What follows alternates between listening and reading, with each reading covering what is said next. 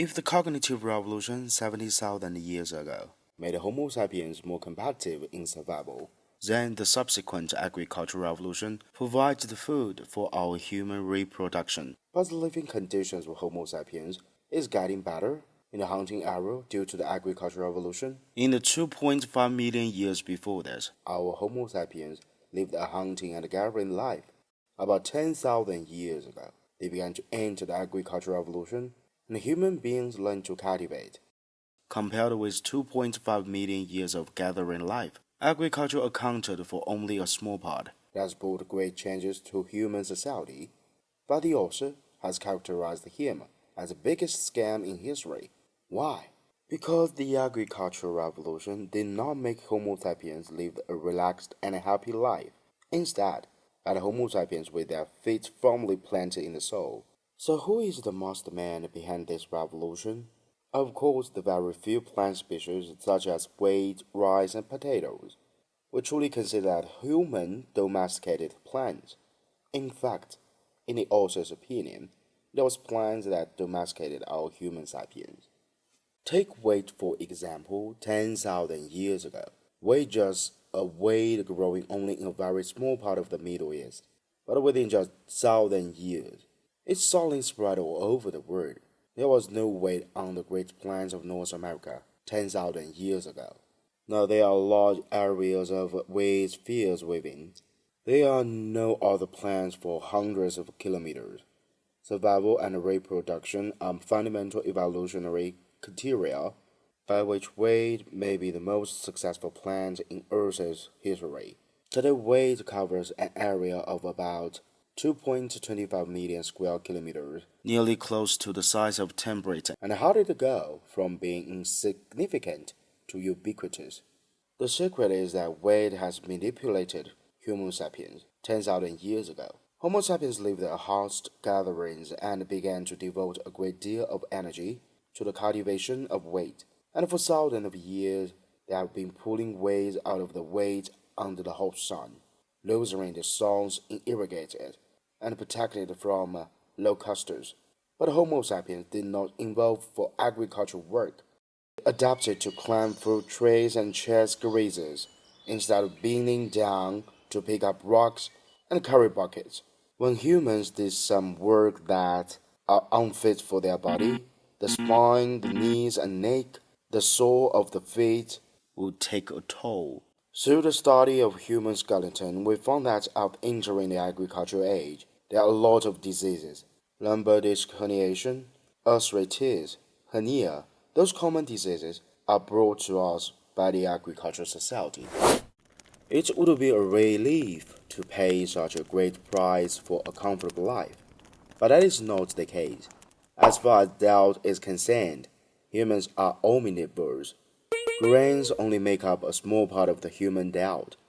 Grain-based foods are not only lacking in nutrition and difficult to digest, but are also extremely harmful to the teeth of Homo sapiens.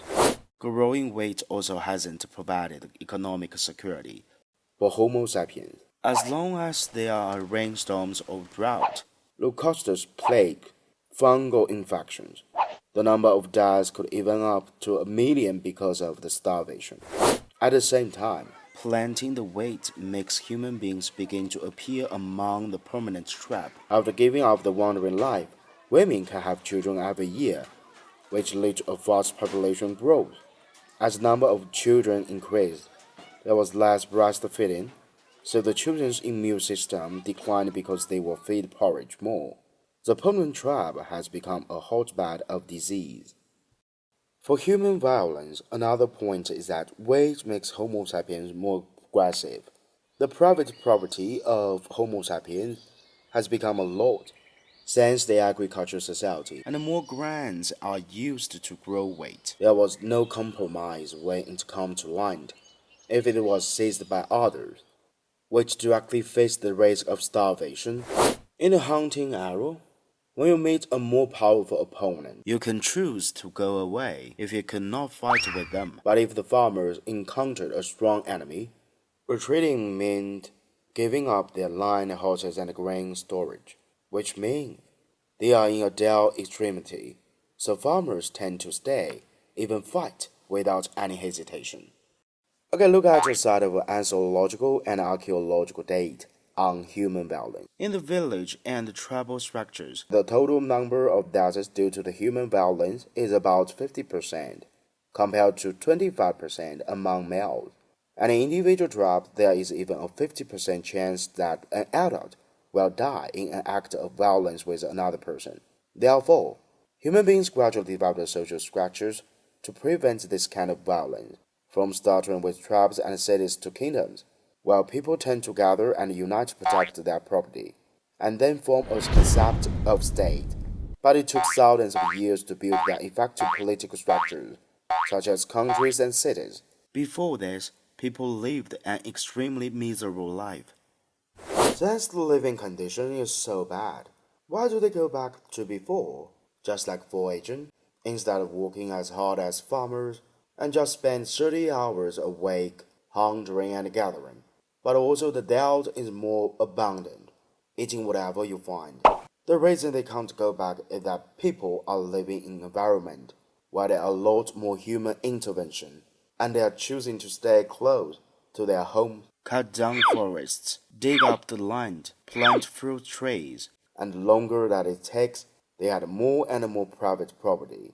And although now we think that the ancient peasant were dirty and poor, but a typical peasant family at that time had more material than an entire gathering tribe, and it's possible to move it all as you wanted, because they have locked their ways of life into their own cultivation. Their living space has become smaller, but people's concept of time has become longer. In general, gatherers don't think much about what happened next week or next month, but farmers do predict what will happen in years or decades to come, because agriculture depends on the weather. Once the weather cannot predict the future, then the farmers were depleted in the years of poor harvest. Farmers are worried about the future, so choose another way to avoid future risks. That is to open up another piece of land and dig an irrigation channel, plant a little more and store a little more for emergencies. Farmers are so tied to their environment that they are reluctant to give up their lives and return to hunting. The true nature of the agricultural revolution was to make life harder for more people, and there was no turning back when our ancestors realized they were in deep trouble. After the agricultural revolution, with more animal property and more information to be recorded, the human brain was no longer sufficient. A new kind of information emerged: writing. The first writing in human history was the financial document that recorded how much property there was, and the emergence of writing had a major impact on human history.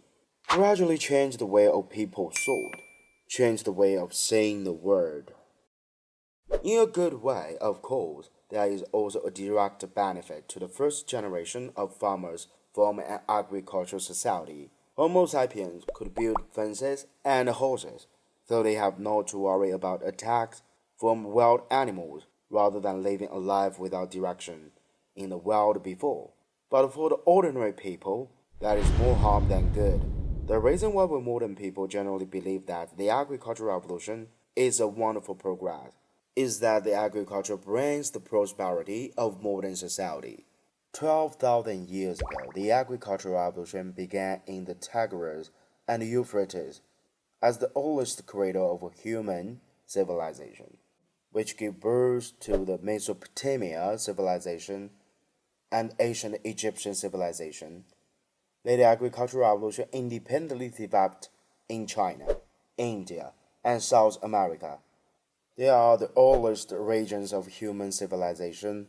Therefore, civilization and agriculture are inseparable.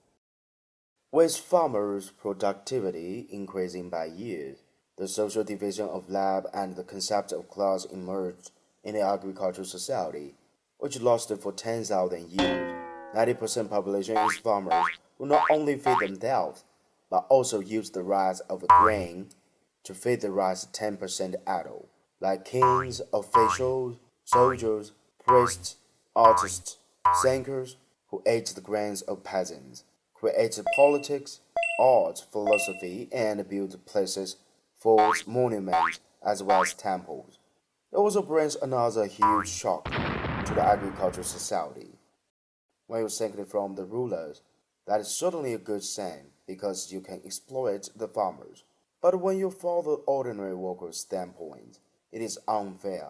What's worse, the writers of history only tell us what is the small number of people are doing, while the rest live a life of endless farming. After the agricultural revolution, human society has become more and more complex and larger.